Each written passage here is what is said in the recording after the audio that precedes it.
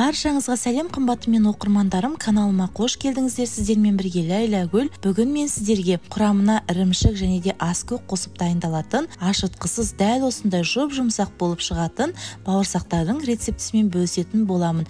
Өте дәмді, жұп-жұмсақ және де бар жоғы 10 минутта дайындалатын бауырсақты менімен бірге дайындап көріңіздер. Видеоны мұқият соңына дейін қарап, каналға тіркелмеген болсаңыздар, мені қолдап каналыма тіркеліп қоюды ұмытпаңыздар. Ал ендеше бастайық. Ең алдымен бізге дәл осындай бір кесе айран қажет болады. Оның үстіне 2 дана жұмыртқамызды қосамыз және де жақсылап араластырамыз. Менде айран, домашний айран бұзылып бара жатқаннан кейін дәл осылай бауырсақ жасап тастауды жөн көрдім. Оның үстіне тұзымызды, қантымызды және де ас содасын қосып жақсылап араластырамыз. Бізде айран мен ас содасы өзара реакцияға түсіп, биік болып көтеріліп көпіретін болады. Сондықтан да жақсылап араластырып бір бұрышқа қойып қоямыз. Енді мен осындай үйде қалған сыр бар екен, осы сырды бауырсақтың ішіне қосамын. Егер де сіздерде сыр болмаса, қосудың мүлдем қажеті жоқ. Барлығын осылай үккіштен өткізіп қосып аламын және де оның үстіне қатырылған ас көктерімді қосамын. Егер де сіздерде свежий балғын ас көк болса, соны қоссаңыздар болады. Немесе петрушкамен алмастырып қоссаңыздар болады. Немесе мүлдем ештеңе қоспасаңыздар да болады,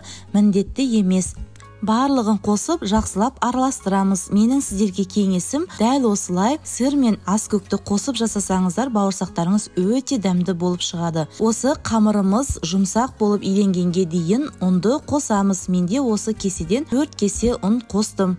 Барлығын көз мөлшермен дайындап жатырмын. Рецептісін видеоның астындағы описание бөліміне жазып қалдырамын. Сол жерден таба аласыздар. Біздің қамырымыз дәл осындай қолымызға жабыспайтын жұп-жұмсақ, нәзік қамыр болып шығуы керек. Енді осы қамырымызды жайғанға ыңғайлы болу үшін 2 бөлікке бөліп алдым. Әр бөлігін жұқалап, жақсылап жайып аламыз. Достар, егер де сіздерге менің видеом ұнап жатқан болса, онда осы қазақша контентті каналдың өсуіне қолдауыңызды білдіріп, каналыма тіркеліп қоюды ұмытпаңыздар. Және де келесі шығатын видео рецепттерді жіберіп алмас үшін қоңыраушаның белгісін все деген батырмаға басып қоюды да ұмытпаңыздар.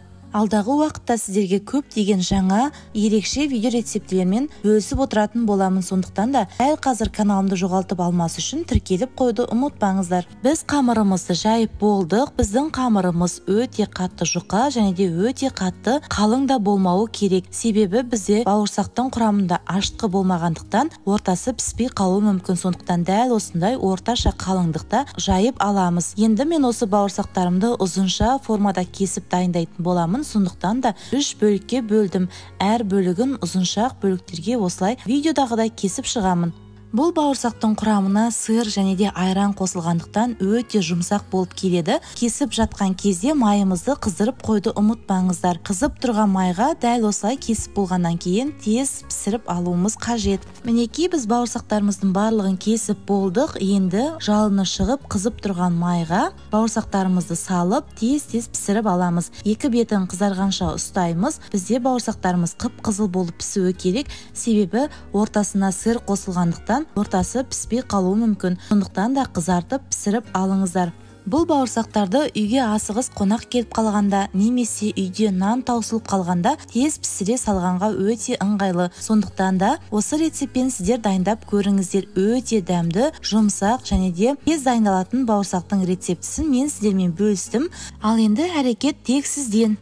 Және де тағы қайталап айтайын, бұл бауырсақтың құрамына сыр және де ас көкті қосу мүлдем міндетті емес. Үйдегі бар азық-түліктерден дайындай салсаңыздар болғаны. Мінекей, біздің барлық бауырсақтарымыз пісіп болды. Өте жұп-жұмсақ, нәзік және де өте дәмді болып шығады. Міндетті түрде мен сіздерге дайындап көруге кеңес етемін. Ал каналыма тіркелмеген жаңа оқырманым болсаңыздар, онда мені қолдап каналыма тіркеле қоюды ұмытпаңыздар. Алдағы уақытта сіздермен көптеген жақсы рецепттермен бөлісіп отырамын. Сондықтан да дәл қазір каналымды жоғалтып алмас үшін тіркеліп қоңыраушаның белгісін все деген батырмаға басып қоюларыңызды сұраймын. Сіздермен бірге болған Ләйләгүл. Келесі кездескенше аман сау болыңыздар. Пока-пока.